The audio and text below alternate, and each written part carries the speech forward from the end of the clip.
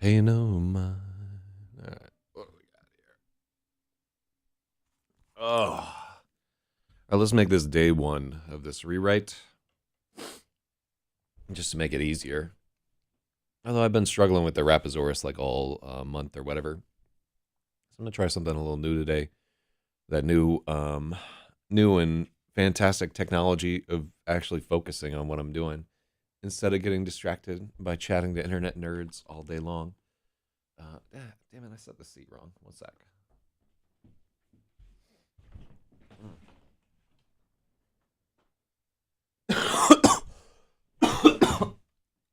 Oh, oh, I'm dying inside. But ain't we all? All right, what do we got there? I'm actually like much better today than I've been the past week. I've been struggling to tell you the truth. I'm particularly prone to respiratory shit, which is why COVID was exactly the same for me as everybody else, apparently, because I didn't get super sick or anything. Um, anything interesting happened? I went to a really cool concert yesterday. It was a classical concert about the influence of Brazilian percussion on just classical music in general, like some of the syncopated rhythms that have entered into classical compositions. And it sounded like I was going to be asleep through most of it, to tell you the truth, because um, classical can be really boring. The last classical concert we went to, we were really struggling to stay awake through it because it was like very soft music, and it was a great space too. It was the Morgan, J.P. Morgan, like they've got this classical music amphitheater, and the acoustics are so good. The design of the space is like a marvel. It's all done in like these wood tones. The wood is just has like sensuous curves and everything. The space looks amazing. I would love to go there and just read whack poetry and get booed off stage. Um, and then, so the space last night was the Opera Center in the city, which was like also like a pretty good sounding space, although much less fancy, right? Like the J.P. Morgan, like obviously they had infinite amounts of money to throw at this problem. And the classical guitar in there just sounded amazing. There's no amplification, and you could hear it perfectly at every spot in what I think is about a 200 seat amphitheater. Might be amphitheater is the wrong word. 200 seat theater, I guess you would just call it a performance space, recital hall. Um, so this space was significantly smaller, but we got there relatively early and got like front row seats. And the amazing thing there was one. So um, I looked at the program before I went over, and I was like, "Why do you have two pianists? You know, why is there a flautist, a flute player, and a soprano?" But I saw that they had a vibraphone. I was like, "All right, I'm in for the vibraphone." I love vibraphones, marimbas, xylophones, whatever. They sound great. And the vibraphone player was top notch. There's a Chinese guy named oh, I can't. I think his last name was Sean, and maybe his friend name. His first name was like Zishi. Um, I'm butchering his name. I should look it up honestly because he was so good. Uh, I think he might have made one error all night, like playing an hour and a half of songs. And it was a really really neat thing. It's one of those things where with classical music, like a lot of the time they're getting into such experimental territory that everybody in the audience is like, "What is this all about?" or whatever. It's like styles like Novocaine. I can't feel it. But today or last night anyhow, um, they were. I think the program worked out. It was not Brazilian at all. They had one djembe, and the djembe didn't take center stage at all. Like I was in a perfect world, there would have been like surdos and congas and cuicas and all kinds of that donkey jawbone instrument, gueros and um, like fucking Eddie Goro would have been on there doing capoeira in front of the whole thing. I would have been game for that whole deal, but it didn't happen. But what they did have is three or four of the songs in this hour and a half composition were really good, like really, really touching. And it was hard to listen to the soprano at all, right? I'm not used to being in the front row in front of like a classically trained soprano. And Jesus, it was like nerve wrenching shit every time this woman sang, to where we would, when she would get on the stage, we'd be like, oh no, not again. Um, but at one point, she just sang in alto, or all right. What are the classical voices? What's lower than soprano? Contralto. Yeah, I think she. Okay, so here are the vocal ranges. She might have just gone to mezzo soprano. I cannot tell the difference between a soprano, a mezzo soprano, and an alto. I would say that she went down maybe two steps to like singing an alto and like not projecting so hardcore, like whatever, and then her voice fit in with the other instruments that were there, and it was so good. Um, just really like I um, had a lot of thought about how, like, man, I wish I had a recording of what this is going on, and then chop it up into a dope rap beat, and then I had to think a little bit about how rappers like sampling stuff, just kind of standing on the shoulders of instruments that they can't play, and put my mind to like thinking of the children of elder races just fooling around with technology they could never make themselves. It was wild. But ultimately, like, it was one of those things where it's a Sunday night. I'm sick. I didn't want to go out, and we just happened to have tickets, so just dragged my ass out there. Very happy that I did. Yeah, it was, shout outs to all them vibrations help chase your malaise. I'm still fucking like walking around like an old man, like coughing, sputtering, hacking. But and yet, dude, like, you can hear that voice is still coagulated with nonsense. But this is the life that we chose, living in a city full of 15 million people. Some of them are going to be poxed, and some of them are going to cough over your shoulder while you're at a puppy store in Long Island trying to pet a golden retriever. And then this is life. Whew. All right.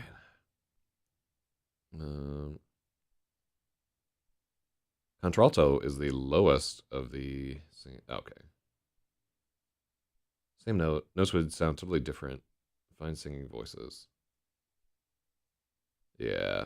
I'm not a fan of soprano singing opera. It is not doing it for me here.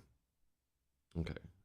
But she might have just been like at a lower part of the soprano range. I wonder if eventually I'll be able to hear what notes people are singing and like recognize keys and stuff like that. Shout outs to Empirinaut. Yeah.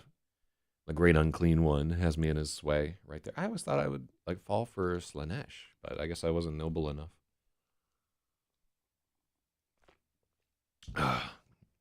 No, if I'm being real, Zenichi all the way. The changer of ways. That's the best part of Warhammer, honest to God. The mythos around their like chaos gods is so dope. The whole Horus Heresy thing is okay too.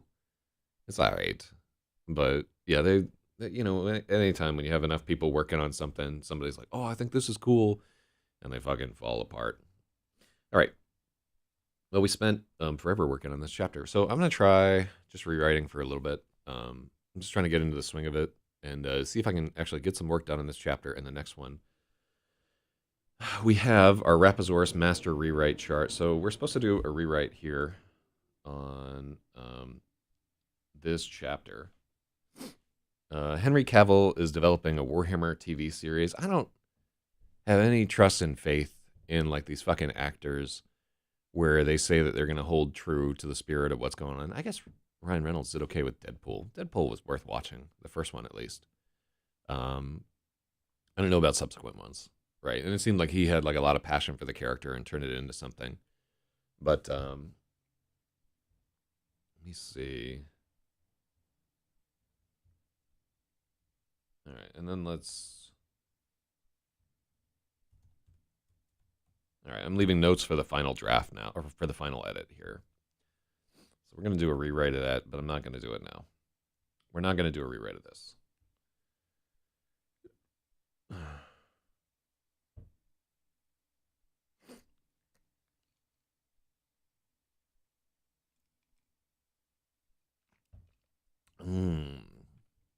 I want to get a little into like the expense of what's happening here. Oh, so other stuff that I have going on while I'm still desperate to distract myself from actually working for a living here. Um, I have a package coming today, which I'm excited about. It was bought through LRH Funds. Um, he's a huge gamer nerd IRL, and he left The Witcher for other projects because it was overtaken by white women or woke women or whatever. Yeah, I can't imagine trying to work with writers that were like super woke. So I read an interesting 4chan shit post earlier this morning, which is a great way to start any conversation with a woman. Um, where essentially he described the process. He like looked the poster like looked around and was like, why? So now when you see a narrative, I think it was in response to a woman who's the manager of a Dollar General got in her car and ran over a thief who was getting away on a bicycle, and the two of them like squabbled a little bit while she was taking back the shit that he had stolen from her store. So I've found this also to be the case with like my friends who are super woke. Like I told you recently, I like helped catch a guy. I didn't really do much of anything, but I helped catch a guy who had stolen somebody's bag, and basically helped him get found and turned over to the police. And I could just feel this tension among the woke people that I was talking with. They're like, oh, like we don't help capture criminals who steal people's shit. Um, and like this sense that the act of owning property is worse than the act of stealing property. Like the act of having wealth is worse than people taking it from you and redistributing it because of whatever perceived slights or historical blah blah blah blah blah blah blah. And so the way that this poster described it was like he says essentially they're caught in a dopamine loop where they get this feeling from being virtuous and being brave about being virtuous. And to get that feeling, they have to take a stand that is contrary to what other people feel, right? Like if the standard idea is like it's wrong to steal, they stand up for the person who is stealing and saying, well, actually they're economically downtrodden, and that's forcing them to steal, and therefore it's okay for them to like go into a Walmart and just load up a cart and just shove it out the door and just take everything, right? And this is not a super common thing, but I would say like a significant portion of people in the U.S. have that theory that it's okay to just do that, or that it's justified because the person is like stealing to feed their family or they're homeless or what have you, right? And certainly like there's some truth to the idea that if you were starving and other people are depending on you, like yeah, you're gonna do whatever you can to get food, and if they throw you in jail for it, say that's how it's got to be. Um, but generally, like if you're fat, you can't make that argument. So anyhow, his idea was that it's kind of like an arms race where in order to get that feeling of like I'm so pious and look at me, I care about these other people, aren't I important? They have to not just outpace normal people, but they have to even outpace their peers who are also participating in this sort of Olympics of sanctimony. Um, and so they have to get into increasingly more bizarre positions, such as let's throw out the men are women and women are men type thing. I don't want to get too deep into that because it's a shit show. But yeah, you can see where just certain tenets of what I would call objective reality, have to be rejected in order to be on the right side, in order to be approved by these other people. Um, so he just described like a portion of America as being caught in that spiral where they're chasing after the feeling of being right, and they don't care about the consequences. Like I can see some consequences for widespread, like, it's okay to shoplift, right? And what those consequences are is that stores lock up and you have to do all your business through a tiny fucking window, right? That's how it has to be. And then you have to like have like a fucking bank vault in front of your house so people don't steal your Amazon packages. So I can see like immediate and drastic consequences of that kind of thing. Not to mention all like just the general idea like, let him out or whatever. And then that guy goes and murders a grip of people because there are some people who are fundamentally incompatible with being packed in with like a lot of people closely. And so the other part of it too is that having these viewpoints, right, is something that you can only do from like the cusp of luxury, right? If somebody is stealing your shit like from you, right, and you have all the feelings that the person who is being stolen is, you cannot field that viewpoint, right?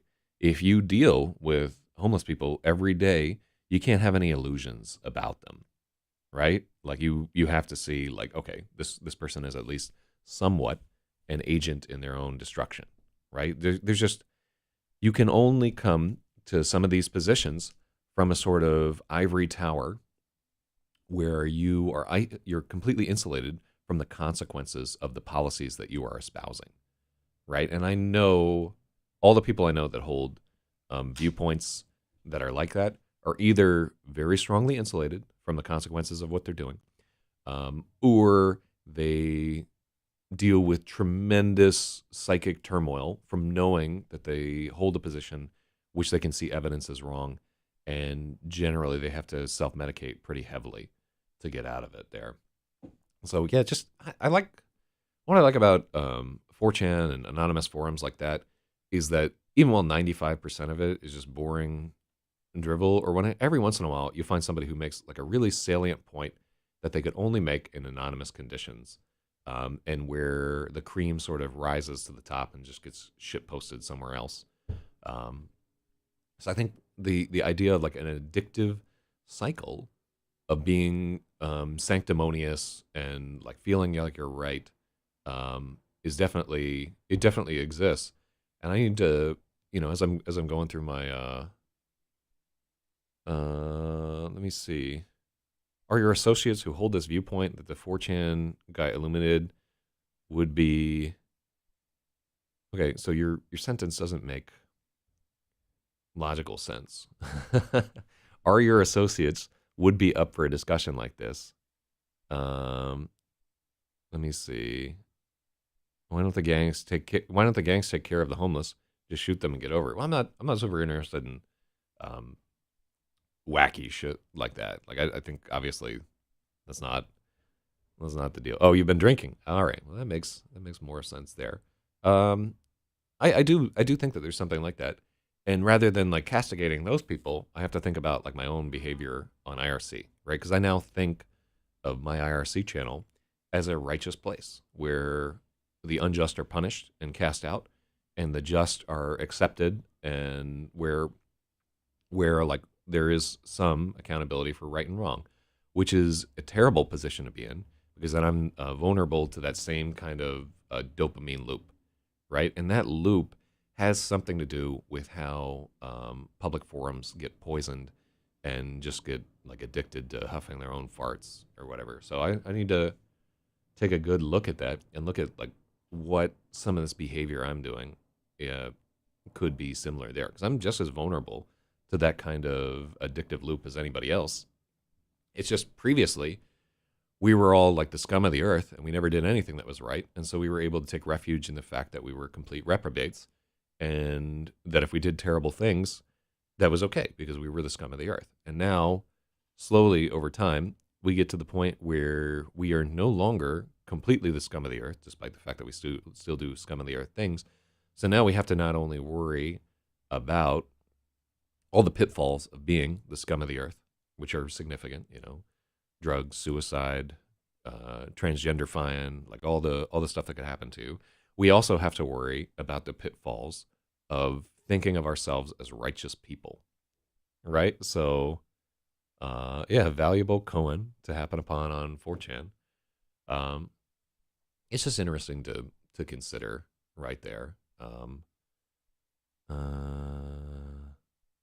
Wondering if you ever have discussions like this one with people IRL who are actually behaving that way, not in a confrontational way, but over the course of natural debate. You can't. You can't do it because they're. So he describes the process, and I believe this. You can't do it because they are addicted to that cycle of outrage and self righteousness, right? And the dopamine hit that they are getting from it is important to them, and he describes their reactions as very similar to the way that addicts will justify anything to get the dope that they have. They really do whatever they need to get that dope. And like we're all vulnerable to those same kinds of loops of addictive behavior. And I'm not saying that um like tacking in this house we believe that trans horses matter and that science is a virtue, like the that kind of shit, the public facing displays of submission to orthodoxy that make you feel virtuous about yourself. I'm not saying that it's on the same level as somebody who really needs another hit of crack rock with a meth cube shoved up their ass. But there are, increasingly, I think a lot of the next generation is going to be about people recognizing cycles of addictive behavior and breaking out of them in some kind of way or shape. So, in terms of people in your real life who are like this, there really is no reasoning with them or talking with them because they are trapped. The same way that you can't reason with somebody who is addicted to a drug because they are trapped in a trap of their own devising. But what you do have is the faculty that that the person who is engaged in illogical behavior, no matter how deeply entrenched, knows at some point that they are wrong, right? They know, they have a deep sense that they are committing wrong and they are doing something illogical, and they can feel it like in their marrow. And one thing that I've found kind of effective is just waiting for them to reap like the consequences of their action. The person who is like the person who is like, like, oh, like property owners are so bad and like abolish the police and blah blah blah. Eventually that person's going to get fucking mugged, right? Or somebody's going to steal their car, or somebody's going to break into their car, which all these like intrusions are going to happen on their person. Their packages are going to get stolen. They're going to have to be confronted with the reality of the situation and what they are espousing. And in that moment where the person is like, this is all because of economic inequality and blah, blah, blah, blah, blah, you can slip in hey, is there any personal agency on the part of the person who ripped you off, who is addicted to drugs and will do anything to get what they want? And the armor is down in that moment where they're facing like the whole consequences. That it's not going to change the person. They're not going to change their outlook. They're not going to become closer to reality in any significant thing. But the seed is planted at that point, and they become increasingly difficult to reconcile the thing. So you can see in what's an example of this? So in LRH, let's take a look at Octopus, right? So Octopus is a very smart person, right? He holds a good job. He's deeply invested in like AI and so forth. However, Octopus is also fixated on Dark Mage, right? Octopus. So these are two chatters for people just watching from the first time. So Octopus, I would type as like a typical programmer type guy, relatively successful in life, might even have a girlfriend, maybe. But he's doing okay in life. Dark Mage is not doing okay in life. Dark Mage was born addicted to crack. Has a severe misaligned spine. One of his hands is like a lobster claw. And he has not developed especially well over the course of his life. He has a lot of issues, and he deals with some of these issues in ways that I would call kind of aggressively narcissistic is his goal. But he has been improving over time. We've known Dark Mage for a long time. He has a good attitude 90% of the time. He is trying, and ultimately, I like talking with Dark Mage. He's an interesting person, and I want him to succeed because I've known him for so long. So Octo is caught in a loop where he sees in Dark Mage the things that he despises about himself, And so he's caught in like this behavior where he thinks that he is trolling Dark Mage by constantly pointing out his foibles. And sometimes he's funny. Sometimes he is trolling and he gets a good point in, but he does it so much that it's clear like he's revealing something about himself, right? And I have tried like just being the Octo, like, hey, you're obsessed with this guy and you're fucking continually doing this and it's not funny anymore, but you can't stop yourself. And that's not effective, right? Then the person just turns on you. It's like, like, who are you and what are you doing and so forth. More effective is like slowly over time getting the user to question their own behavior. Because there's no doubt in my mind that like the seeds of obsession are there, right? And there's no doubt in my mind that instead of just being a disruptive obsession, it could just be occasionally like Octo dunks on Dark Mage, we all have a good laugh, and we get on with our lives. So it's just the degree to which he's engaged in this. Similarly, like, so I just try to, from time to time, be, hey, like, why are you thinking that way? Like, is that actually true? Like, how does that compare to you? And the I think a tiny amount of progress has been made over time. And hopefully somebody is doing the same shit to me for the destructive behavior that I'm definitely guilty of. But like over time, Octo has slightly realized some degree of his own culpability in the dynamic that he has fashioned with Dark Mage, and like also he's getting old over time. He's growing up. God bless him. I have high hopes for Octo, but probably not. Octo's a very bitter person. All right, well, anyhow, I'm supposed to be writing and editing. I am doing better today, although I have been very sick for the last week and made limited progress on my edit there. I haven't read, I think I'm only like 3 or 4 chapters deep in the Kalevala. I just finished Children of Time, and I didn't read anything last night. So tonight, I'm hoping to read more of the Kalevala and maybe start on a new book. I'll see what I have upstairs. And yeah, I might just do a little segment on what I'm reading and so forth. All right. Well, I have failed utterly on my. We can just take this off of the screen because it just turned into like me blogging.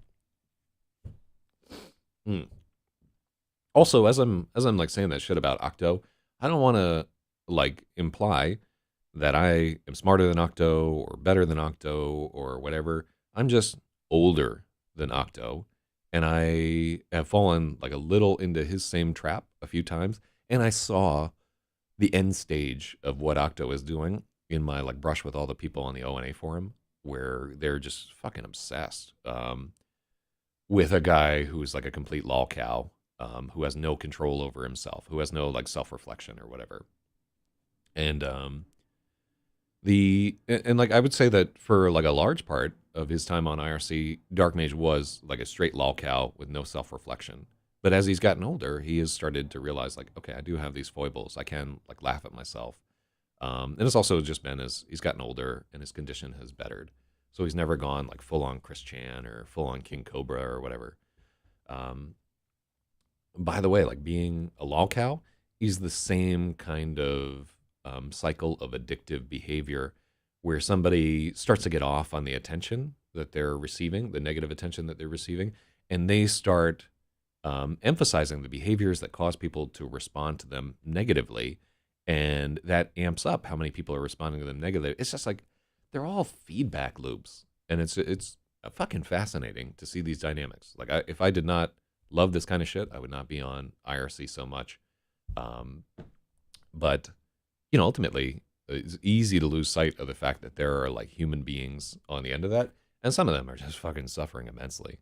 And like I don't want to finding a way to stick a spoke in the wheel of their addiction to flick them free is in me.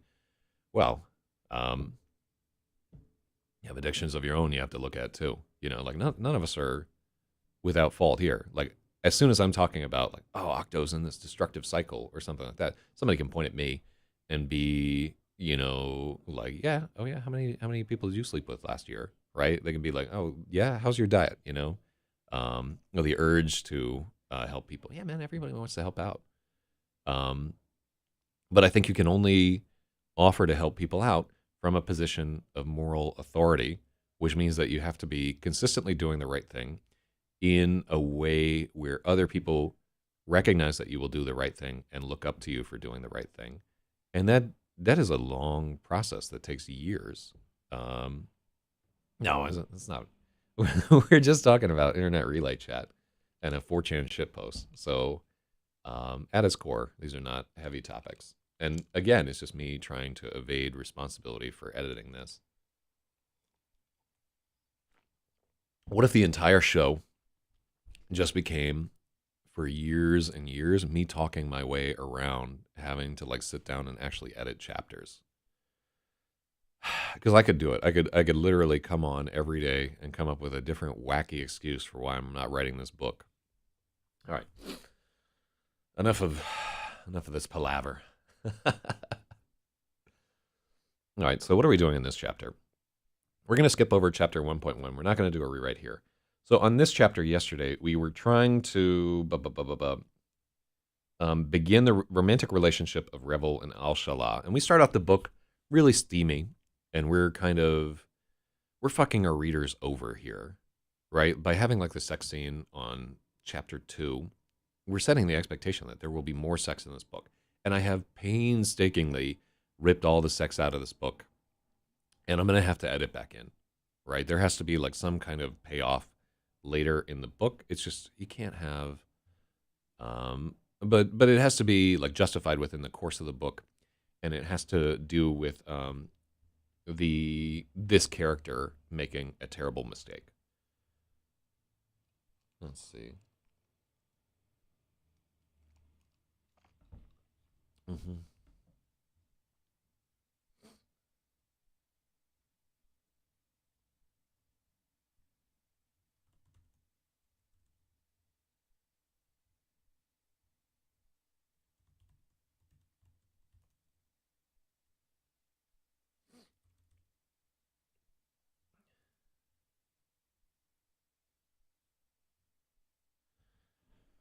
Whew.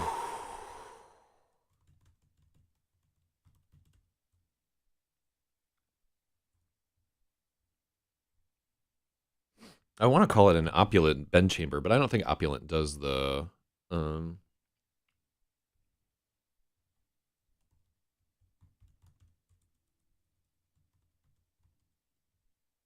me see. I wish the process of breaking free wasn't so long. And many people pass without broken free from such. I don't want to kick the bucket, still dragging all my chains with me. So I will tell you a secret that I know for breaking free of like almost every chain that is dragging behind you. And this secret may only be open to men. So I was able to successfully do this when I was 17 years old. I left home and just went hitchhiking across the country and just went wherever I was. And I just worked wherever people would let me work. And I had nothing. And I just wandered the earth. And during that time, I was completely free. I could do whatever I want. I had like enough money to eat, and I was absolutely free, and I was open to whatever happened to me, or whatever. And I will tell you that in that time, you can discharge all of the chains that are dragging behind you, and you can be remade as a new person. It's easier when you're younger. But that freedom is also terrifying, right? Freedom comes with it in a state of like continual fear because you truly don't know what's going to happen to you when you're free, right? When you're free to do anything you want, you're also free to do anything you do not want. So the state of being truly free, I would guess most people can't live with for very long. I certainly couldn't. Like I can only do it for X amount of time. So I would say that the trick to being free and getting rid of all your illusions and blah, blah, blah, you just get out of your country and spend a month somewhere. Save up until you have enough money to do it, right? You don't have to stick at your same job forever. I don't think your job is, from the description, I don't think it's particularly stellar or whatever. But yeah, like if you want to break free from your old self, the way to do it is to get in a new environment where you don't speak the language and where you have to really adapt to the other people around you. Shit works 100%.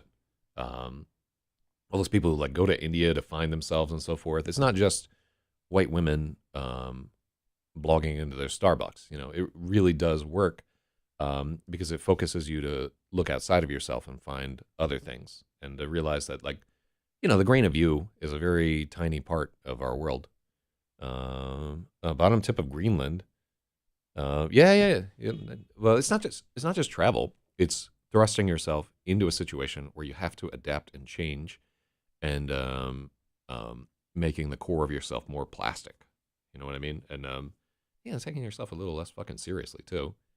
I mean, like, all of us here watching in this, outside of the people who have significant health problems, all of us here blogging in this and watching this, like, we're immensely fortunate. Like, we have no real problems. So keep that in mind.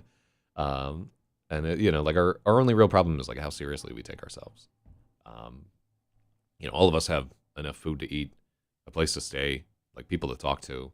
We're all fucking made it, and we're at like the 99.9% of everything that you need to be happy, and we are just quibbling over that 0.1% because humans are meant to be fundamentally unsatisfied. So just keep that in mind. And the other part of it too is, like, the right kind of travel will put your life in peril, so that you're forced to take stock and be in terrifying situations and be like, oh shit, I had it all and didn't realize it. All right.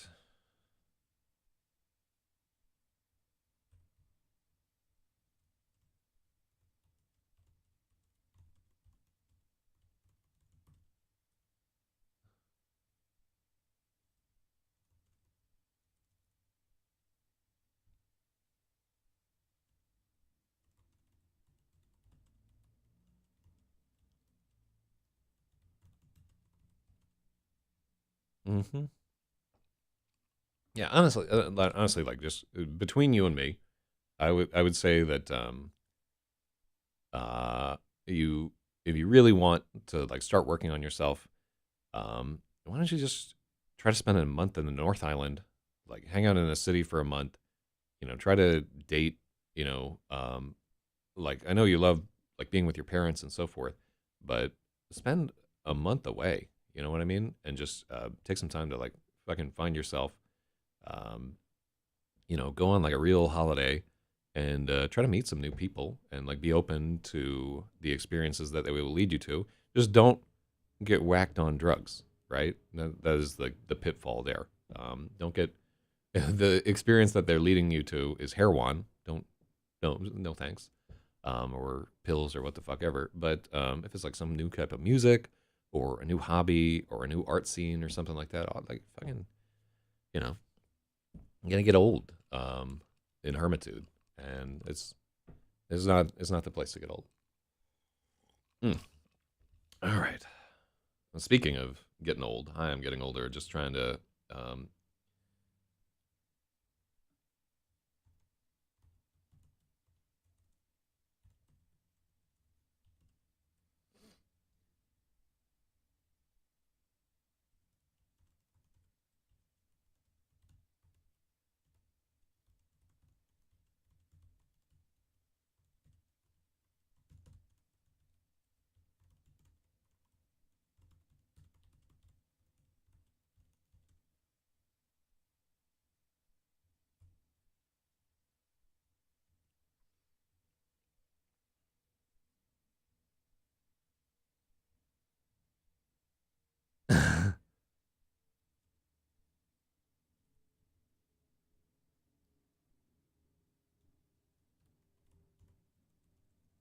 yeah, yeah. Walked into an esoteric morning. Well, every morning is just me desperately trying to escape this task.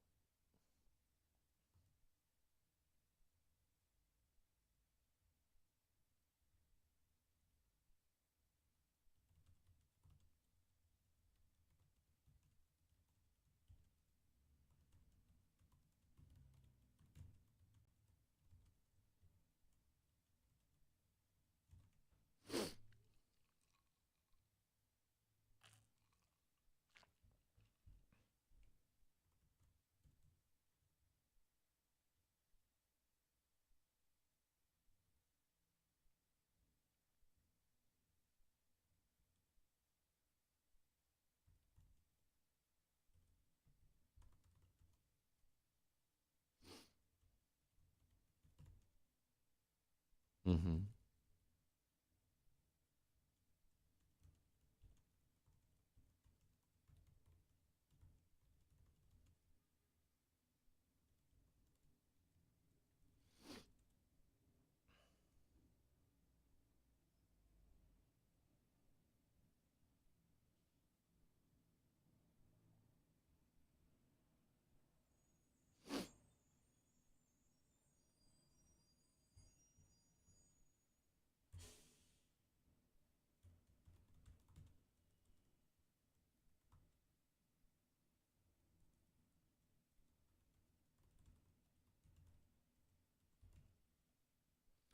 Let's see.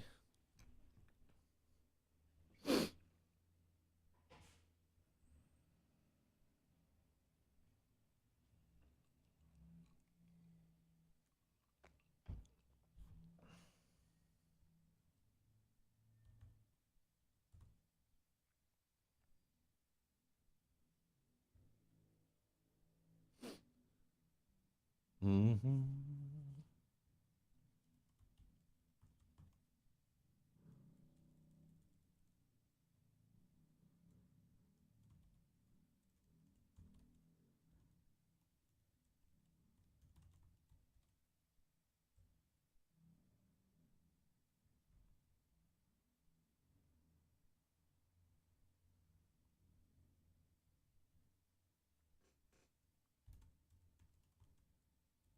Mm-hmm.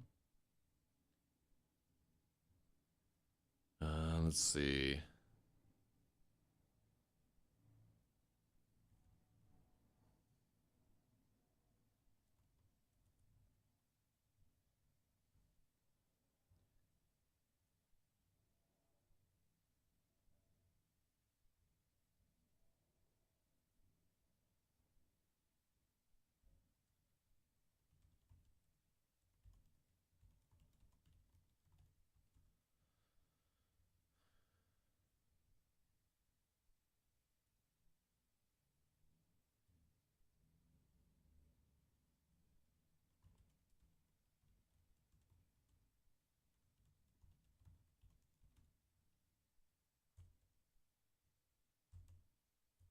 Mm-hmm.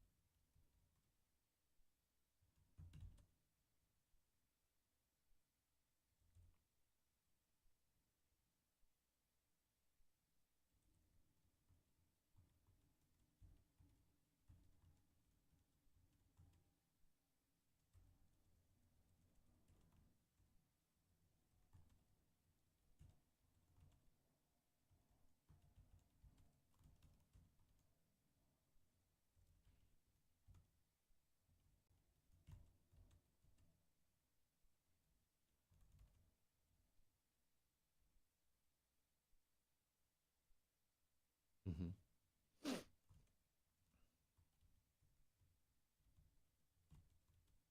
Mm-hmm. Yeah, let's see.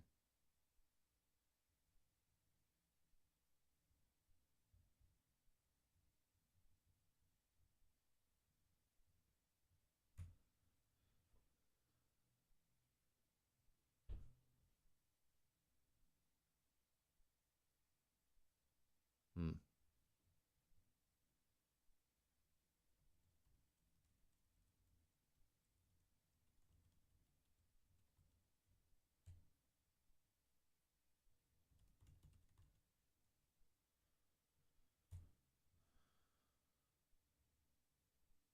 Mm-hmm. So I want to say something like she was forbidden to be here, so of course that's why she was here.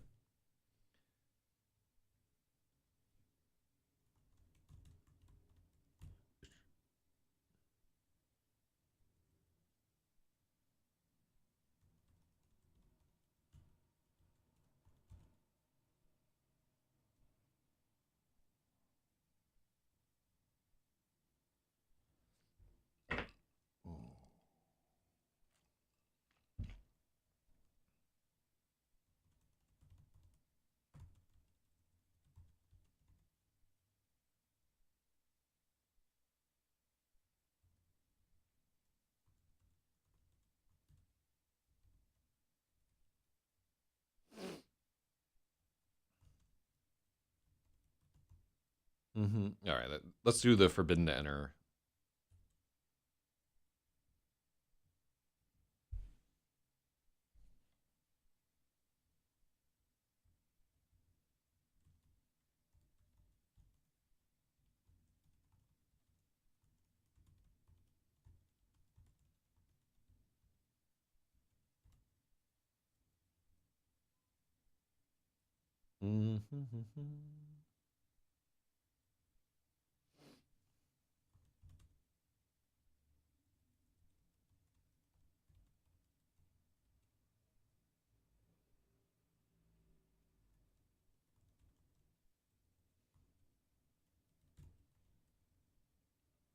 Ooh, ooh, yeah. I thought like yesterday I would overcome this great struggle to write, but I'm still. I I want you to know that this is just like an intrinsic part of the writing process is like really struggling to find purchase when you're out of the flow, and that by doing it day after day and like focusing on a task, you will kind of shake the scales and grease the chains and lube the sphincter and be able to make progress. So when I'm in this struggling phase or whatever, I know that there is an end to it, and I just have to fucking persevere, and I will do so. Yeah, through sheer triumph of will and National Socialism. No, it's not true. No kind of socialism works, especially not that kind. uh,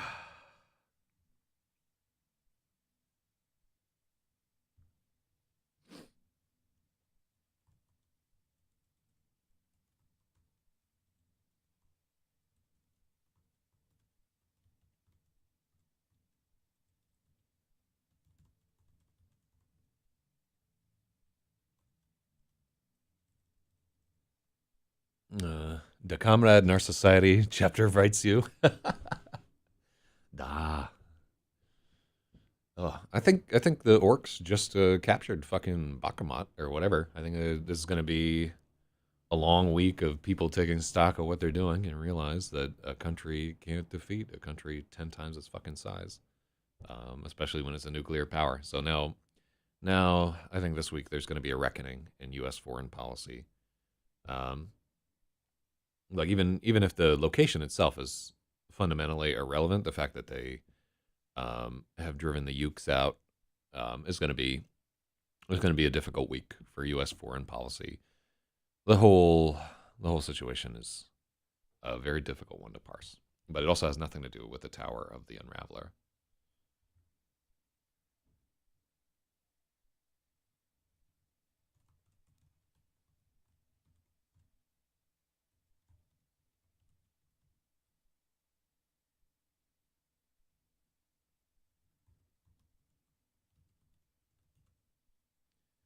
Let's find a type of glass.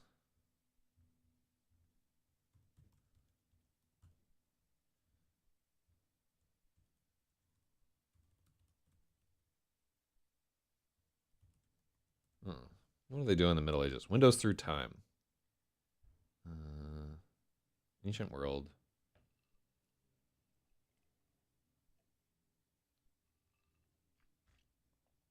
Mullions made of timber or stone.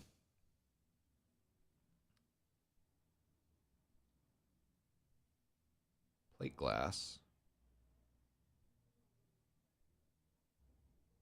Huh. Oh, cool. My order is out for delivery. I've got like a window open there. It is the Analog Heat FX, which I'm very interested in trying. I think I'm probably going to return it, honestly. This is expensive. All right. Out for delivery. Estimation between. Oh, it's in Brooklyn right now. So I just. So that the FedEx can't fucking sneak away. I've got my eye on the camera there. Let's see. Window tax. More windows a house had, the more money you had to pay. People bricked up their windows to avoid the tax. That's nonsense.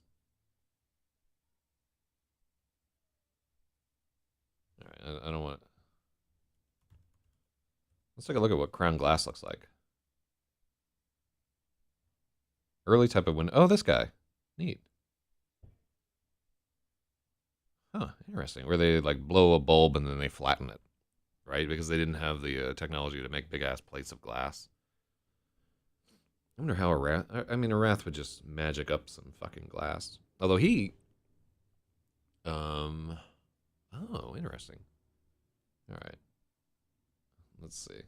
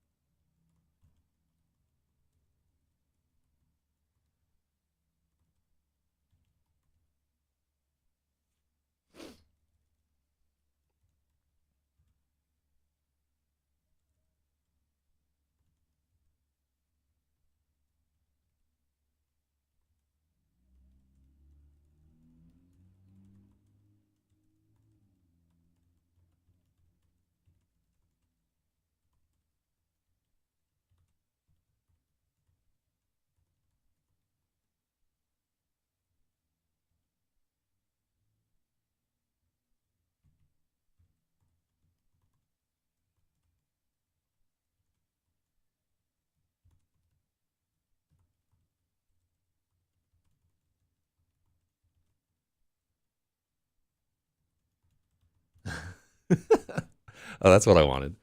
Her father had absolutely forbidden her to enter, which all but guaranteed she would. All right, there we go. This is a trait that I want to put in this character right away. I want to add some of that defiance. I want to add some of the rebellion. I just need I need tools in this character that I can use to move her later on, right? Because the entire story is predicated on her motivation to avoid being caught by her father. Um, and right now, it's a very weak motivation. Oh shit! They go to Poe. No, it's an ambulance actually. Like, they sound slightly different. They don't use the exact same sirens. Um, now let's look at this. El Shala blinked at Rebel's outburst. She swept her eyes around the opulent bedchamber to remind them they were alone, and there was no need to shout. An incredible fortune in glass surrounded them.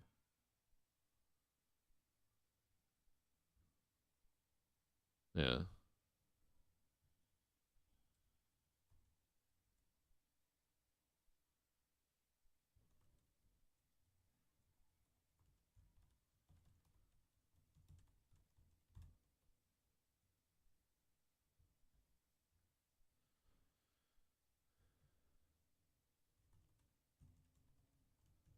Oh, see, so we have. Mm-hmm.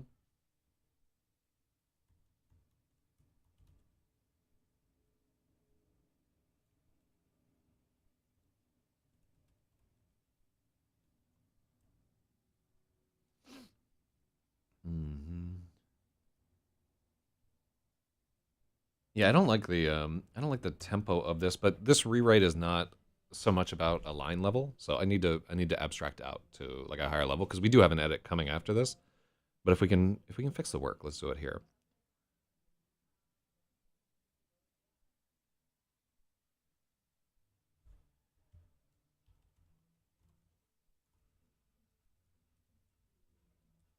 An incredible fortune in glass surrounded them. They were surrounded by. I don't want to use they.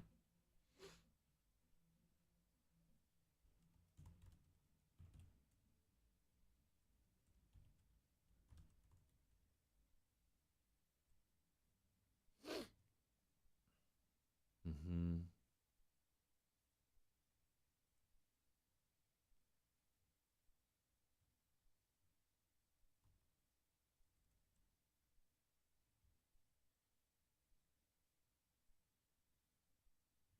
All right. They were surrounded by an incredible fortune. I like surrounded, and I like incredible fortune and glass. I just wish I had something a little better here.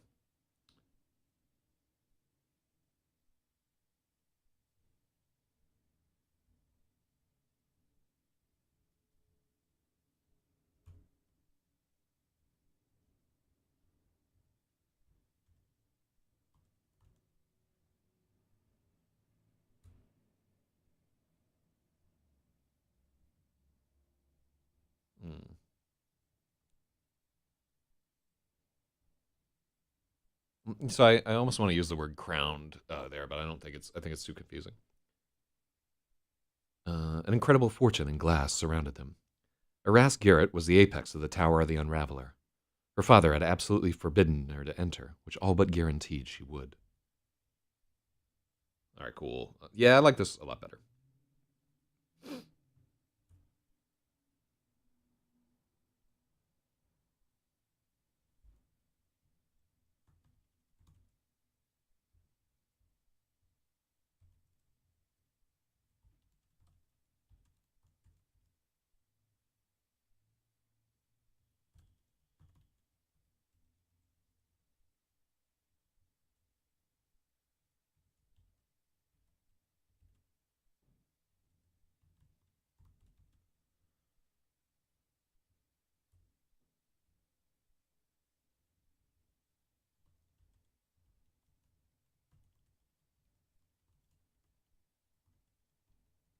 Uh huh. What are your thoughts on filter word usage? You can. So I should make it very clear. Um, I'm what you would call like almost a free speech absolutist. Like everything that doesn't involve fucking children is okay with me. Really, there is nothing you could say that I'm not gonna look at like analytically. So yeah, it's just do whatever you want. I need to get into like the Twitch and the YouTube here. The problem is that they default to like the ban word filters.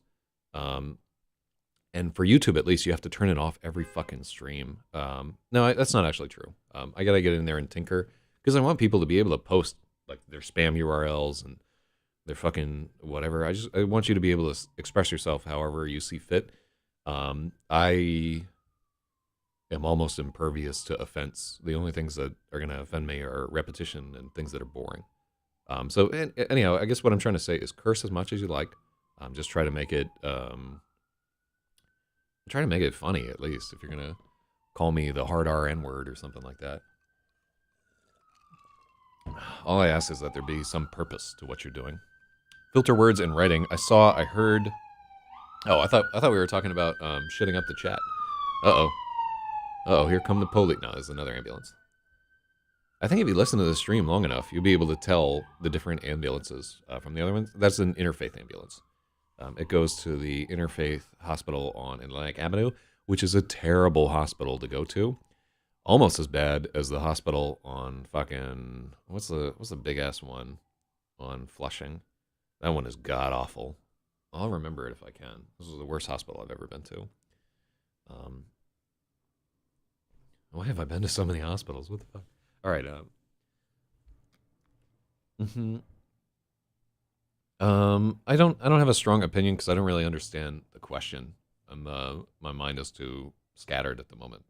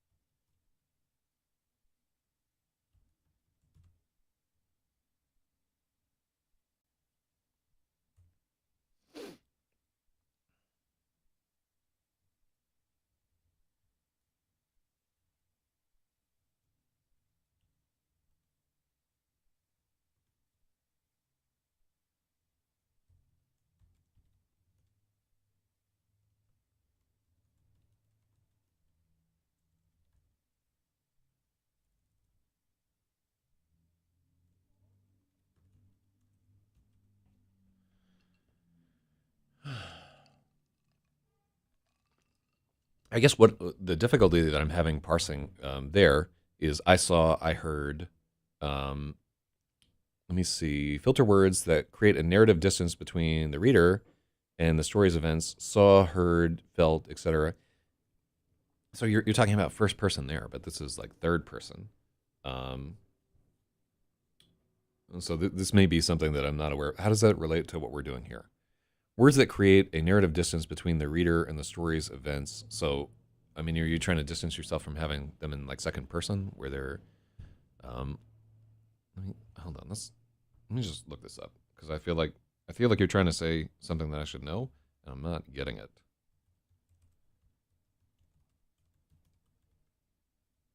Okay, filter words in writing. Extra words that put distance between the explanatory words that remove the reader from the action by describing a. I realize this is first person. I stared helplessly. I thought I saw a sneer. This all. Oh, this. Yeah, this is fucking first person. Tight sentences.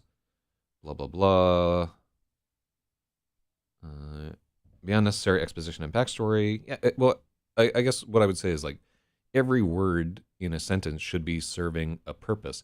However, also critical to. Was curious as some purists writing by the seats of pants versus outlining or whatever.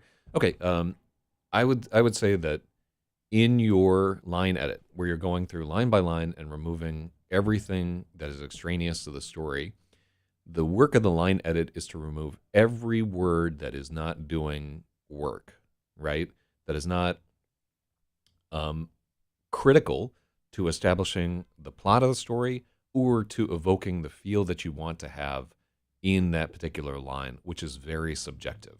Um, so everything should be guided by purpose, and then let's see. Let's take a look at this sentence. So she blinks at Revel's outburst, right? I need to have every part of that sentence for it to work. I need to identify who's blinking at what and why. And then she sweeps her eyes around the opulent bedchamber to remind him they were alone and there was no need to shout. All right, so we're trying to convey that she is cunty to him there, which I think we do. An incredible fortune and glass surrounded them. This is a sentence where I think this needs to improve. I don't like it, but I don't have a good answer right now. And then here, I think what I don't like. Let me see. You could see that I took out this was Eras Garrett, blah blah blah, the apex of the. Yeah, I need something in between these two lines to tie them together with some kind of glue.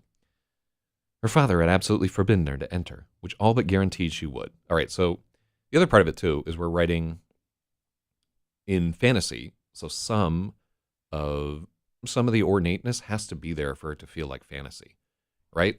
As you remove these words and get like closer and closer to like a noir detective novel or whatever, the feel of what you're writing changes a little bit. So um, I would say as long as you're writing with some kind of purpose and like you have a concrete objective, you should just plow the fuck through and let the line editor worry about like word by word. Obviously, before you give the manuscript over to an editor, you need to go over it yourself and cut out like a lot of the bullshit yourself.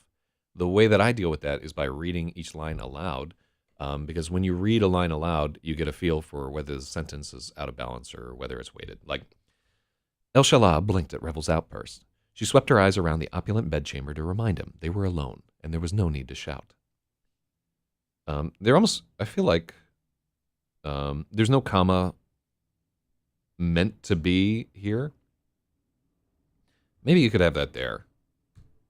She swept her eyes around the opulent bedchamber to remind him they were alone and there was no need to shout. Because these are two separate clauses. Anyhow.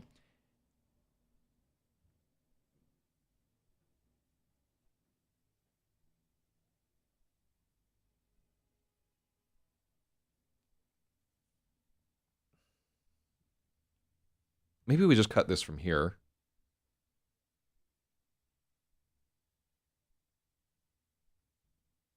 There we go. This fixes it. Cool.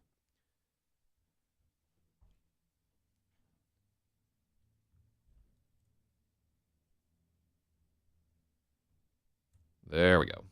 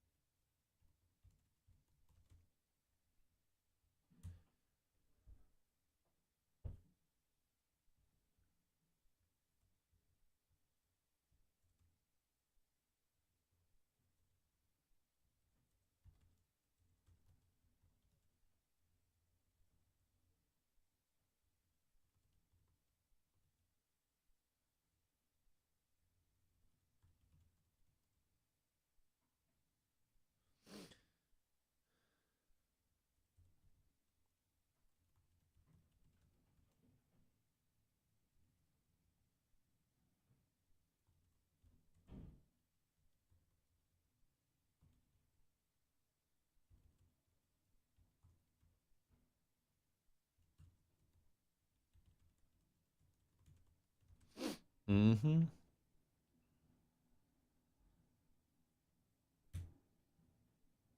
There we go. Cool. I guess getting back to your thing too.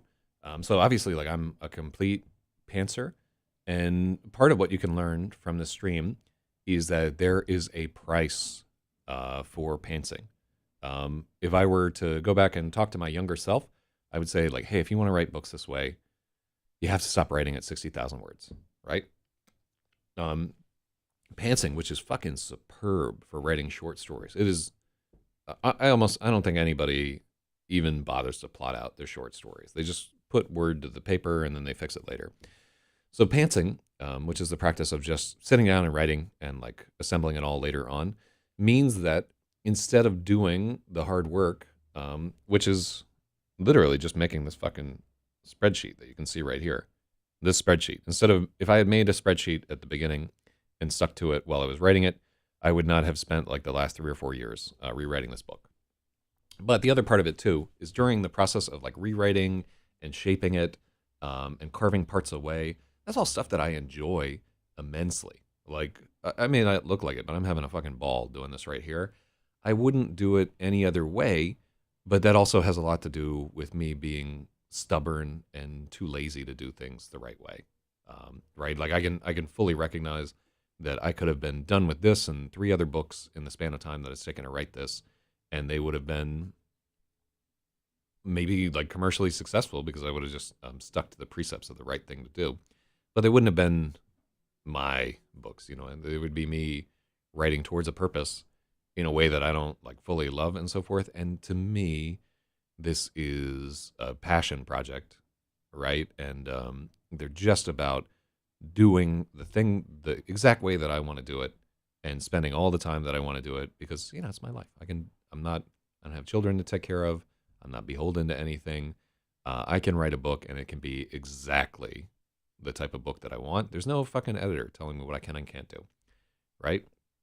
Everything that I put out is the exact expression of my arrogant will that this is how a story should be, and therefore I'm completely accountable to the response of readers, which is not splendid at the moment, to tell you the truth. My books do not sell well, and it's probably because of that arrogance and that ineptitude. But I continue. In any case, I don't give a shit. I'm gonna keep doing it, and maybe people will like them when I'm dead and in hell. Maybe they won't. But at the end of the day, one person is gonna read this book and they are gonna fucking love it. I guarantee it. Every few years, I reread all my shit, and I'm like, oh, this is exactly the kind of book I wanted to have. I wish I could just fucking forget the whole process of writing it and read it with completely new eyes. Because they are some of my fucking favorites in the world, which is peak narcissism. But I fucking love those books. I think they're great. But they're great for me, not great for everybody. You know what I mean? They're not even good for a lot of people. But here we are. Um,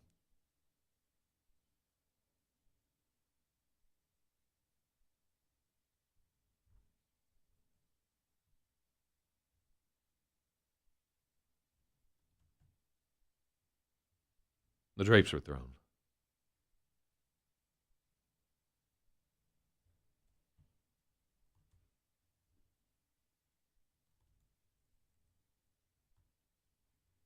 Mm-hmm.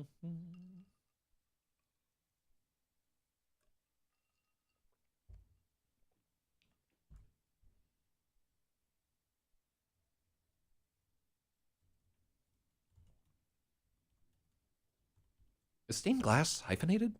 It can't be. It can't be hyphenated. That seems crazy to me. Yeah. All right. So other people have. Oh, the window is made of stained glass. Ah. Oh, so interesting. So it becomes an adjectival phrase. Uh, you only need to hyphenate the adjective. Okay. Okay. Cool. This is something that Bradius taught me a few times, but I didn't realize it.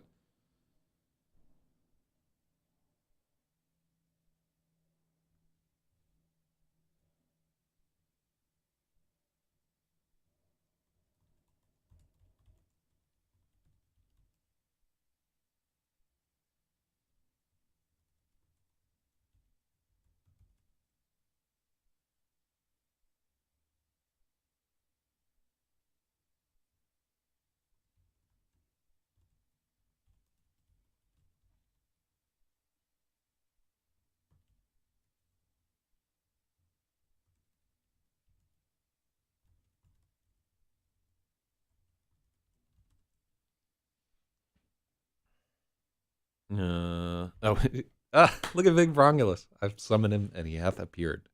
There, you missed all the fucking political shit posting earlier. Lucky you. Um,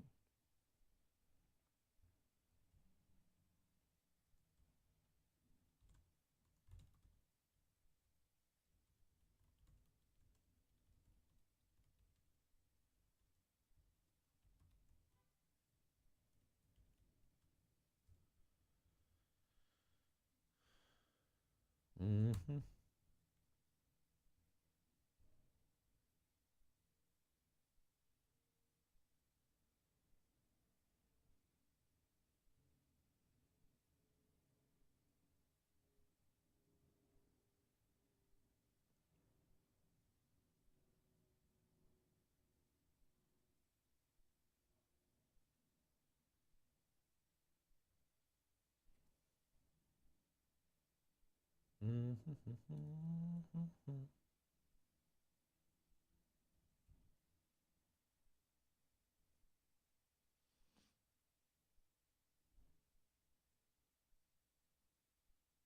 mhm,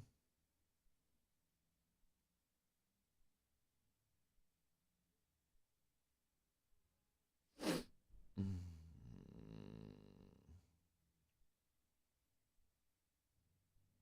No, we are. By the way, I'm fully aware that this is too much. Right? This is too much description for a three, like half a page of description for a 3-page chapter. But we need to set the scene a little bit because more action is going to happen later. And I'd rather overwrite this now and then slim it down on the edit. To tell you the truth.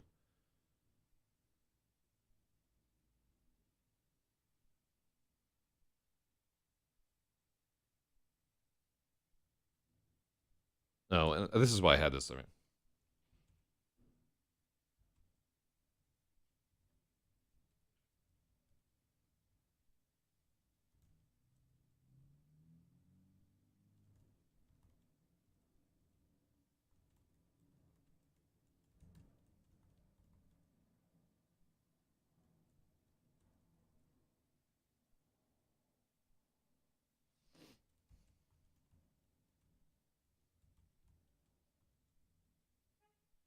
Mm-hmm.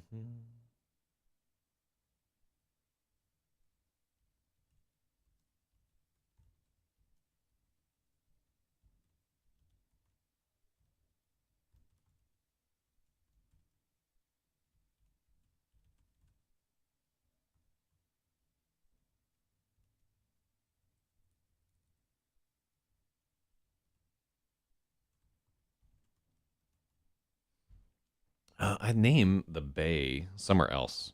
All right, let's do a find. Uh, Baerlith, Baerlith, Baerlith, Baerlith. I think it's all Bade. Sagebane Bay.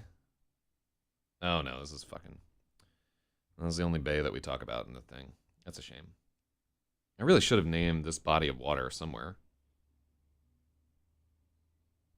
What am I gonna name it?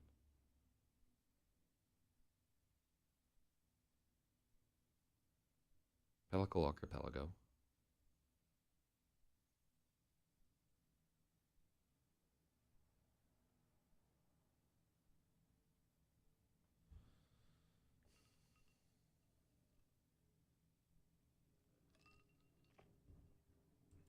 Mm-hmm.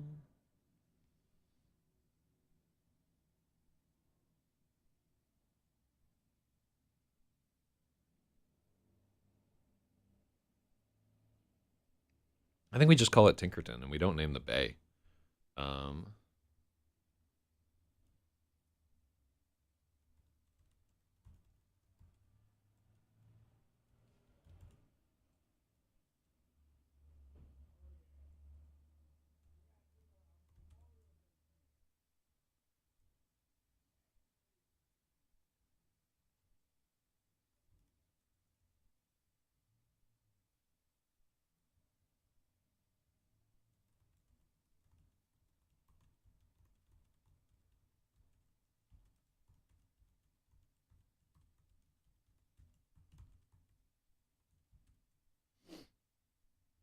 Do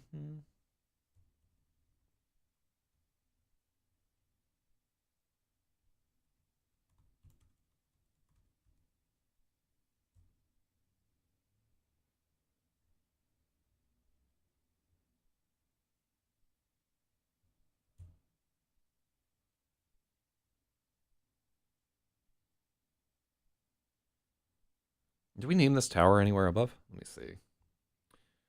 I have to re-rise. I immediately need to revise my expectation of how long it was going to take me to edit this fucking chapter. Oh.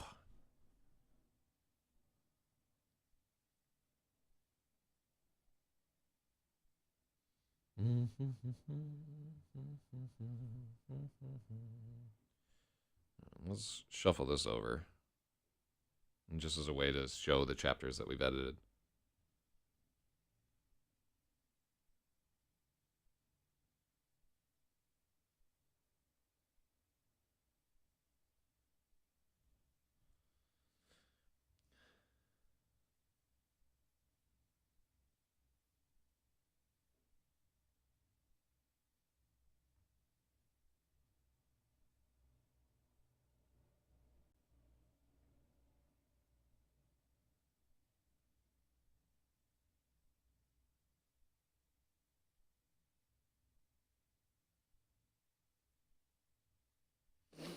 Yeah, this is bad. I don't know why. I don't know why I'm writing so choppy today. This is not good.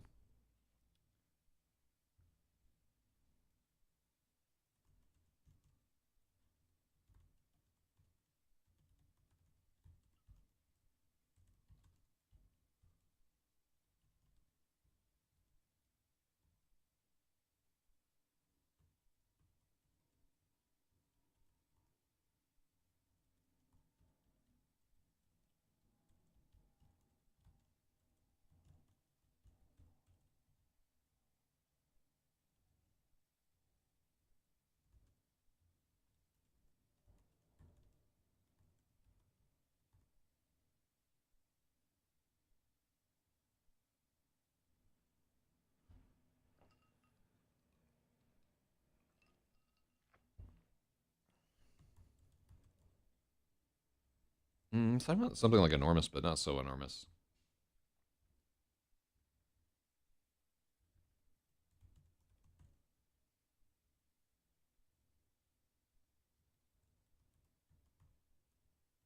We can't use both opulent.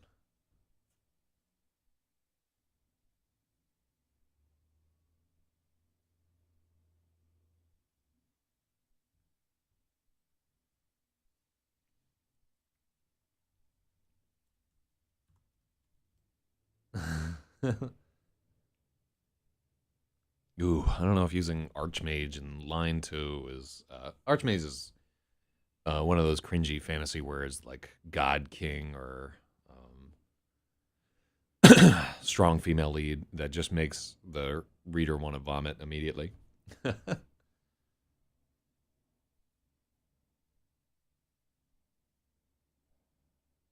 Oh yeah, so then we get pronoun confusion.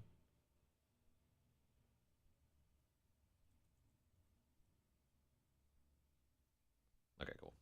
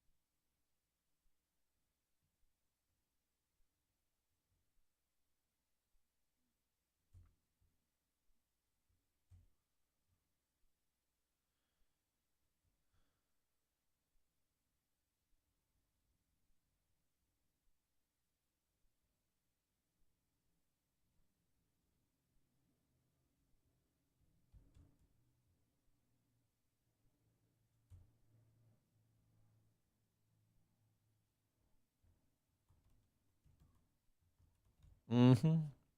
Trudging sentence by sentence while writing a hard science sci-fi scene on the differences between magnetic anomalies and distortion.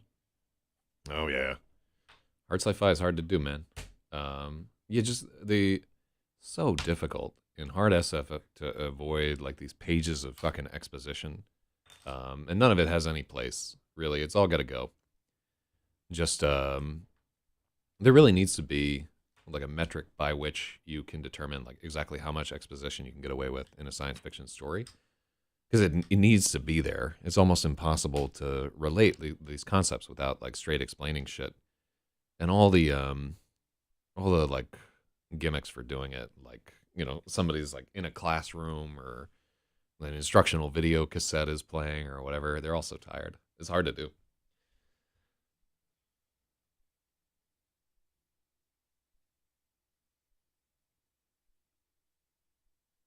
Okay, so here we introduce that Arath is her father.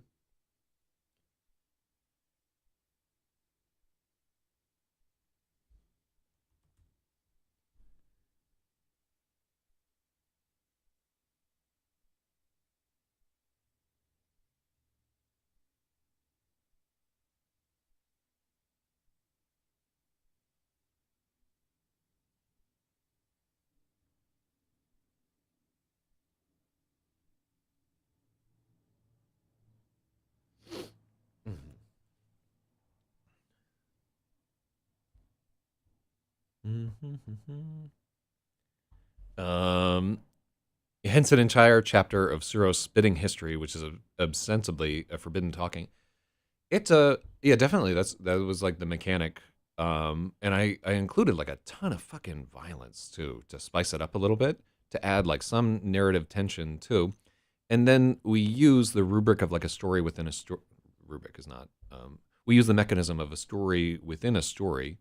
I am a little bit better. I really was quite ill. I don't understand why I was so sick. But yeah, I'm wicked sick. I'm getting better. Like I'm maybe like 90% today. So we're finally gonna do the show tonight, which I had been planning to do for like the last 2 or 3 days. Um, but yeah, definitely. And I will tell you, like even with all the work that we put into it, the Legend of Arcturus parts 1 and 2 are where every female reader sets down that book and never picks it up again. Brongulus. Well, thank you. I'm glad I'm better too. Thank you for your well wishes, and I hope that you all are stay well as well. Yeah, avoid this lung fucking thing that's creeping around. Everybody I know is getting it. It's not COVID. It's more like a fucking walking pneumonia, which I'm very familiar with or whatever. But it will really sideline you for like 2 weeks. It sucks. So don't drink out of any unfamiliar toilets for the next week or so, I'd say, until this all peters out.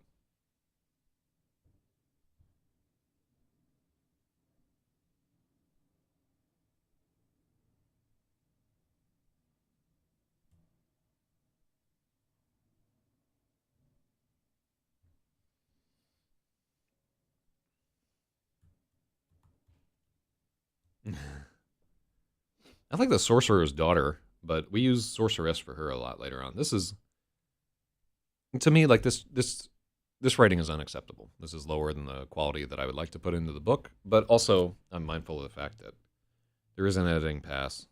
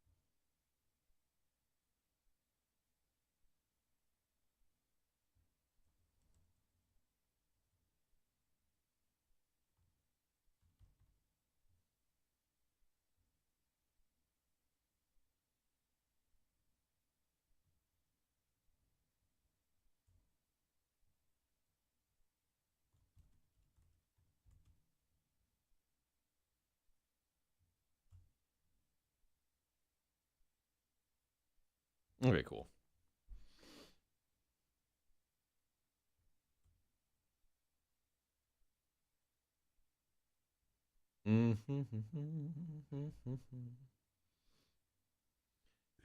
There we go. That's a little bit better.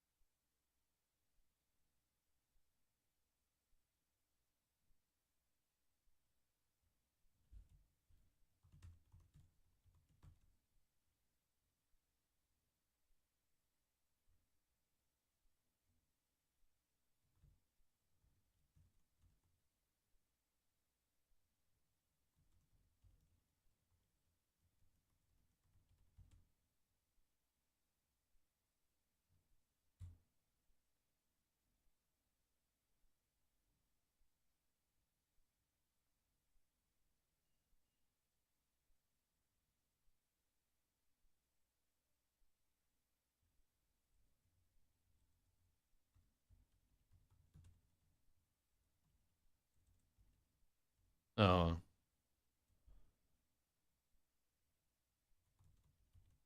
we don't need to say there's a marble floor.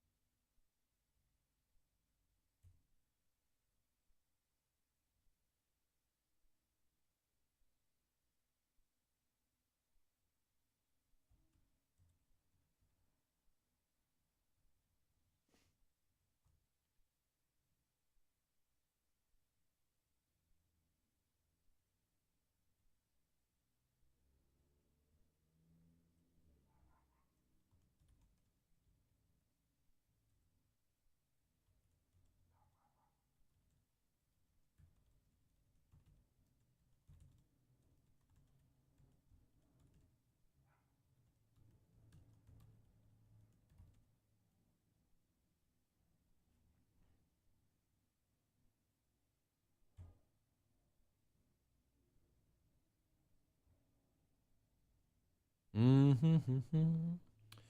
All right, there we go.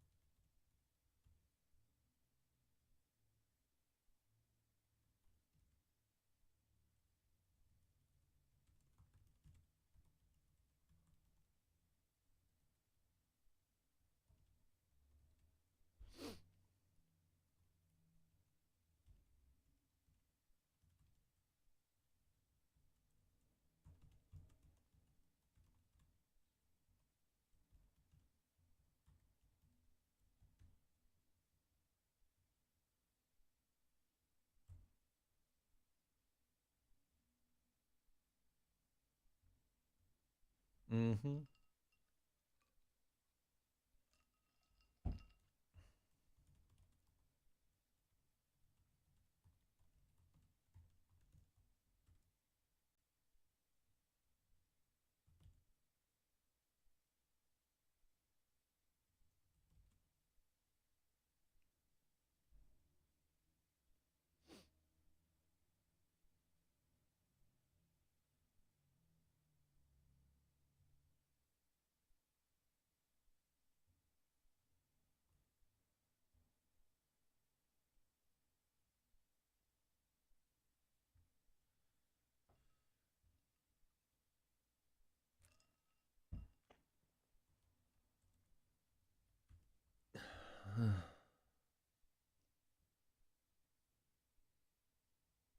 Mhm. The race is on between the AI and the cyborg as to who can develop a specialized software program the quickest. I think there's no contest. I don't think we'll even get into meaningful cyborging.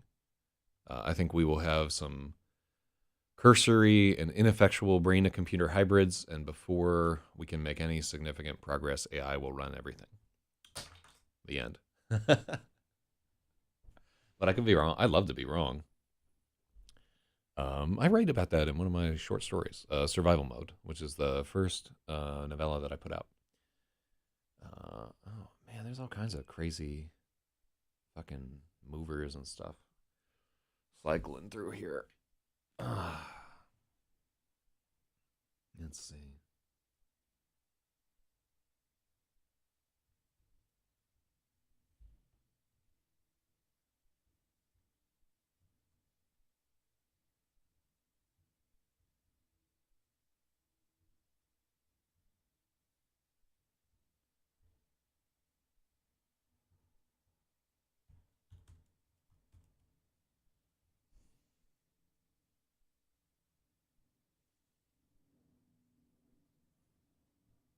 this is so this is so like bodice rippy or whatever. I saw a fucking grown man reading an Anne Rice novel on the subway yesterday, and this book was seriously tattered. It looked like it had been in the rain at some point. A lot of the text had worn off the cover. I don't even know which Anne Rice novel it was there, but he was in the final stretch. He had maybe 30 pages left, and he was reading it like very intently. And he was like definitely in better shape than me. But yeah, he was deeply into reading Anne Rice on the subway, and he's just like a regular guy in like a fucking t-shirt, and um, it was weird. Note that Amazon has ended selling subscriptions to fantasy and sci-fi for the Kindle. To get the most current, you have to pay for their Kindle Unlimited. Um, ooh, that's gonna fuck them hard. Yeah, Amazon is doing. They fucked over Clarksworld the same way.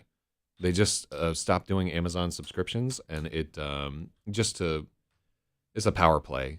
I mean, when you're working with Amazon, you're really working with the devil, and at some point, you know the devil is gonna just jam it in, no lube, 100%. And so Clarksworld got fucks over in the same way.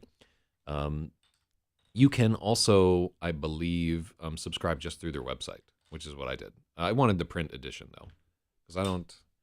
I had the fucking digital edition for Clarksworld for a long time. I paid like six. I must have paid them like $100 just for their digital edition on top of whatever. I never fucking use it. I only scarcely read the physical magazines, and I like having bookshelves full of science fiction magazines all over the place. I like that. It's a good feeling for me. So, um, yeah, I just want the print edition myself. If I'm gonna read something on a phone, I'll just steal it. That's that's my feeling. You know, like if I want to read something and I don't care enough about it to buy the physical book, I'm just gonna steal it. And if I have a good feeling that I'm gonna like something, I will buy the physical book. Like with Children of Time, I stole it and I started reading it, and I'm like, this is good enough that I want to read the actual book, and so I bought it. I had made other attempts to read that book before. Um, so to me, piracy is like a driver of me actually buying shit. Um, but it's still stealing. I don't care. But my own books are all free, so I don't care. There's no way I would pay for their Kindle Unlimited to satiate their greed game over a magazine. All my shit's on Kindle Unlimited, where you can just read it too for free there. But like, I will also just give you those books if you just ask for them. Like, I really don't care. I don't like. I don't like what money does to artistic pursuits. I mean, everybody would fucking feel the same. And I recognize that money also makes a lot of art and makes a lot of good work happen that wouldn't normally.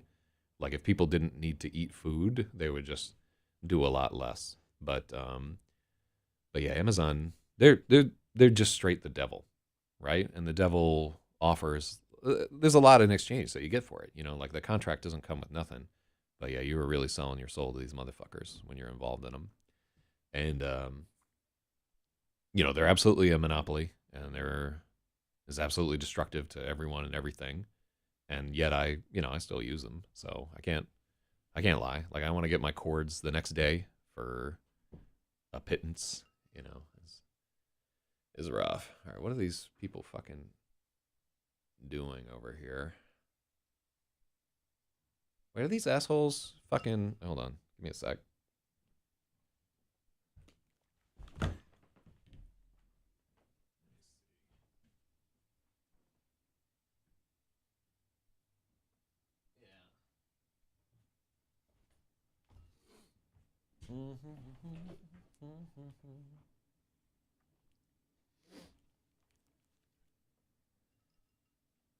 They were indeed trifling with my vehicle, but they stopped doing it, so I wasn't forced to go down with my sidearm and set things to right. Never would.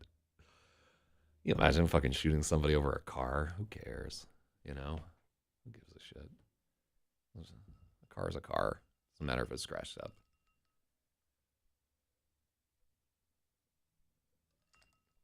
It was an interesting thing that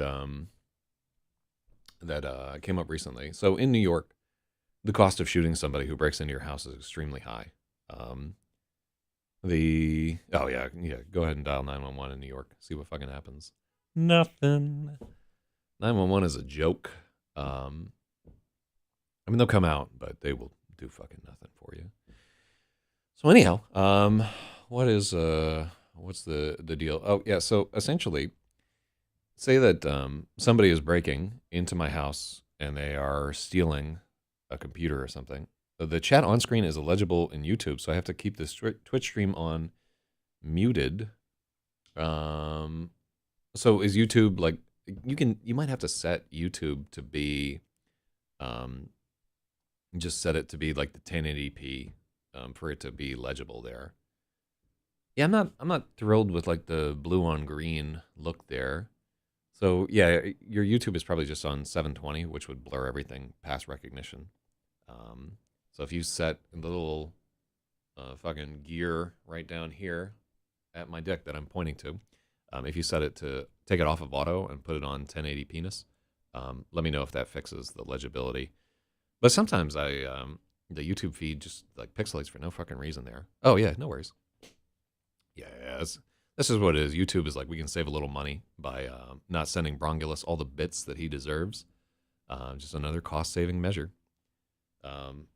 Yeah, that definitely somebody had a meeting at some point where they were like, "Hey, if we just auto downgrade these streams to whatever, like how long do you think we can get away with it and keep providing this subpar content? And how many ads will they watch?" I hope you're ad blocking this fucking stream. By the way, I don't get any money if you see ads on any of this shit. So ad block everything.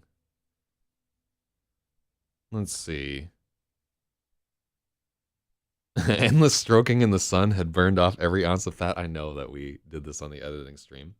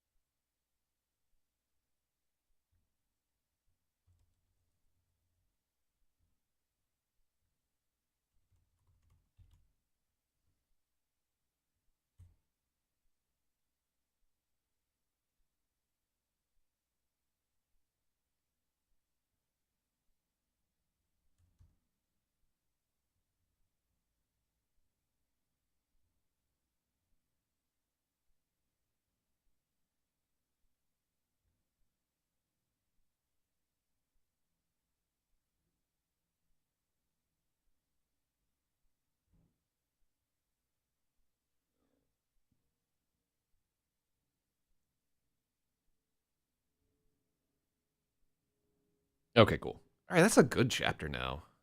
All right, I think we made like some really good progress in that. So what did we get done in our hours of flopping around uselessly? So we um, modified some of our description. We took out some of the pronoun confusion that we had there. I asked Garrett. I don't think that. Let me see.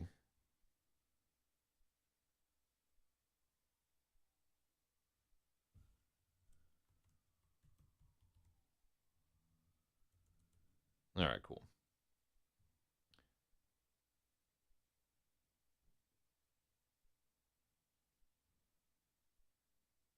So we took out the sorcerer's daughter, which I didn't like, which was no bueno.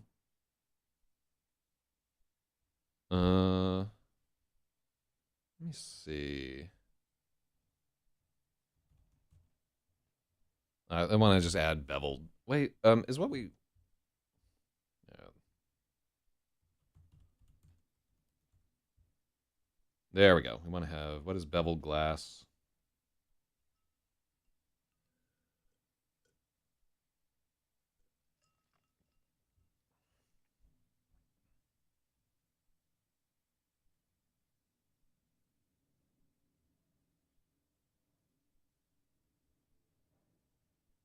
An extravagant dark clouds. All right, Dabby.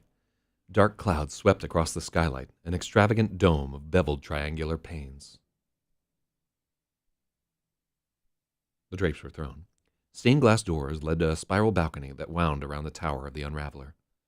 Below, all of Laz sprawled downhill towards Tinkerton.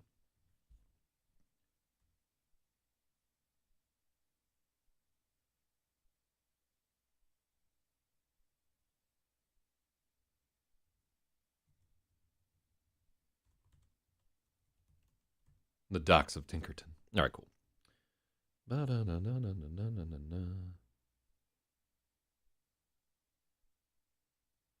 right, cool. All right, this is better. We want to get a little rewrite. What we're doing here is the main work that we did in this chapter is modifying this character. And how do we modify? Oh my God. What am I lecturing here? I don't know what the fuck I'm doing. All right, so the main work I am doing, not we, because I didn't take any real. I took a few edits here. So the main work is that I am. All right. Okay. People are crawling in out of the whatever. It's weird to have a camera going. So we add a place to this chapter. So previously, this was just like a room in. It was a room in a wizard's tower, right? Now it's a Rath Garret. Now it is an opulent fortune of glass and like ornate mirrors and so forth. And we're just setting up like, hey, this would be like a cool place to get high and fuck, right? That's what we're setting up for the next chapter. By creating the setting where like, hey, this would be a great place to get high and fuck, we then modify her character a little bit where she's not concerned with like sorceress feats and so forth. She spent half the afternoon like braiding her hair and bathing, and her dress is an emerald marvel of sheer silk clasped with delicate golden links. Boom, boom, boom, boom, boom. We are making her much more of like a teenage girl than like some studious sorceress, right? And this tracks because later on in the story, she is confronted with her own ineptitude time and time again. And I want that ineptitude to be the because of a personal failing so that she can later address it and try harder, right? And just realize she's been fucking up by just screwing her boyfriend all summer, right? And I don't want to make it just be like, oh, it's wrong to fuck, or whatever. I want it to be it's wrong to get high all summer and neglect your wizardly studies, right? So, yeah, I guess like a tiny moral that we're going to include here. Um, Let me see. So we also set off Revel as being like a more complicated character here because he's clearly like into this femdom thing that we have going on here. Let me see. And then I do like that we have um, some of this romantic thing, and it might almost be worth um, trying to hype this up a little bit later, because really she later on treats him like a fuck toy, and when he dies, in her eyes, there's almost no impact. It really is something that we need to work on a little bit there. I want to have more emotional resonance. I want her, even though she's toying with him here, to have like obviously feelings for him, and for there to be some impact when he dies, and for her to go through a like, oh, he was so great and we didn't know, out of guilt there, and then to encounter him again where he's been dramatically changed by the Rapasaurus and have to really see him for what he is. To me, that's like a cool fucking thread, right? And it does more, and we get deeper under the surface of what's happening here. So now we have made this character a little bit more irresponsible. We have introduced, just with this one line that I really like this line. Um, there are a few things about this character that we establish here in this thing that I really like. I like the "if only he never talked." Um, I like that it's the highest point in the city, and she intends to climb even higher there. Already well prepared to think of Revel as a fuckboy, and I've hardly, yeah, that's how he's written there, as a complete fuckboy. Fuckboys are not good characters to have here. If we were just going to kill him off, it'd be fine. But we want his character to be about people who are blinded by privilege, having to deal with really seeing things as they are.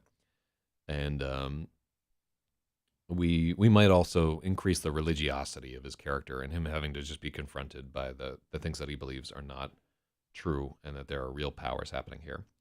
So here, the key things here, um, her father had absolutely forbidden her to enter his bedroom, which all but guaranteed she would. I like, that's a little clumsy, um, and we'll probably work on that a little bit, but these are the key points to the rewrite of this character. She knows she's not supposed to do something, so she does do it, right? She spends all afternoon fancying herself up to get fucked, right? Uh, but then also we show care for this character that wasn't in the first right. We show like a possessiveness where like this belongs to me. That was there in the very first draft and so forth. But here, like, she softens when he's hurt, and they forget their game for a second. And we show that they're like, outside of like all this play acting, they're actual human beings. She is written like she is much older, right? Um, she comes across as being like in her early 20s in this story. I will tell you that girls that are like this are precocious, and they come across as much older until they're dealing with like a real world situation, and then it's like a Bob Dylan song, like you such and such just like a woman, but you break just like a little girl.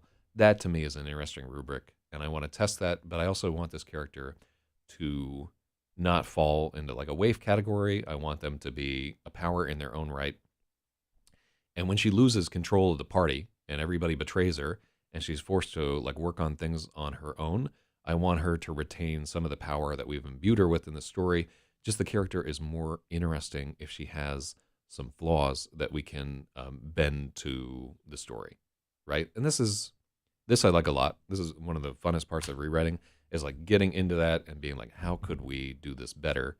And remember, this is something I wrote, God, like 2014 or whatever.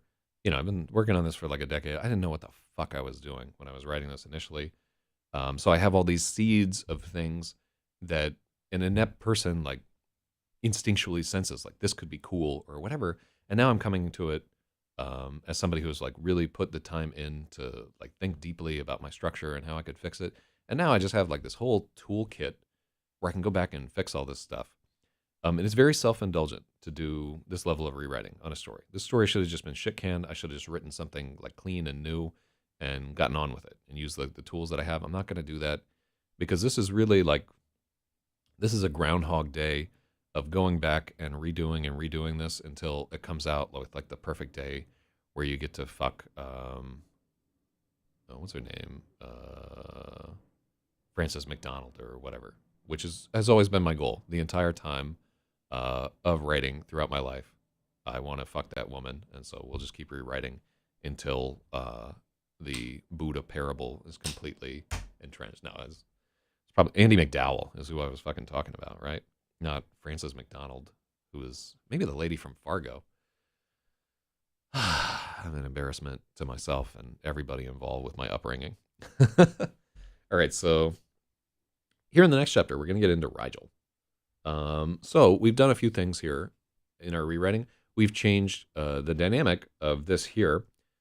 So here, what I want to do, let's just read through this a little bit. We have a little bit more time. We don't have enough time to rewrite this chapter, but we're starting to make some progress. So 8 pages into the story on day 1. I guess that's all right if you count how much I skipped. So he's thinking, if they screw, I'll just burst in and steal it. I'll be out the door before he can even pull his cock out of her. All right, cool. And then they don't screw. On the other side of the massive bedroom door, the thief peered through the keyhole and strained to make out their conversation. So this is where I want to have their room smelling like buy a nickel bag, you know, is going to be smelling like Bob Marley all over this thing. Or maybe I'll do some kind of like opium type thing.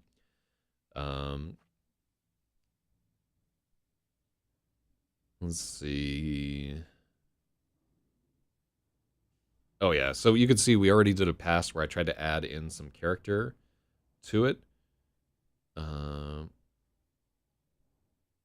This docile chump was also a chain swordsman. Oh lord.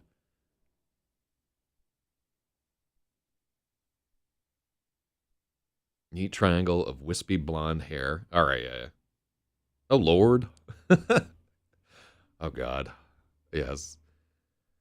It's a shame that we don't have more fucking later in the story. I had the right amount of fucking, and then I took it out because it was aggressively egregious. But in general, the more justified fucking that we can put into our story, the more fun it will be for readers who are all degenerates.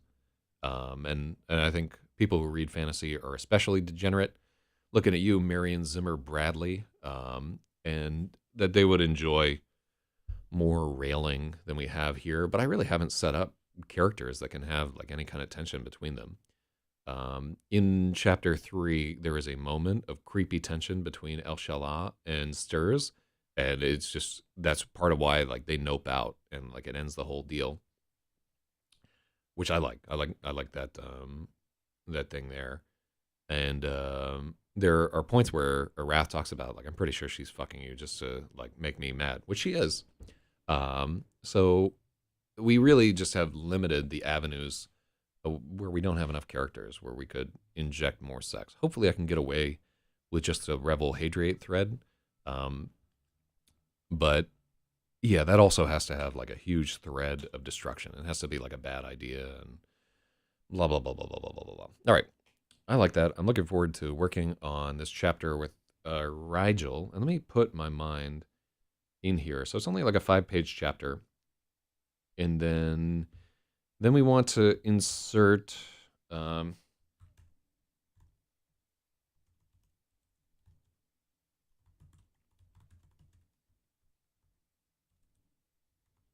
right.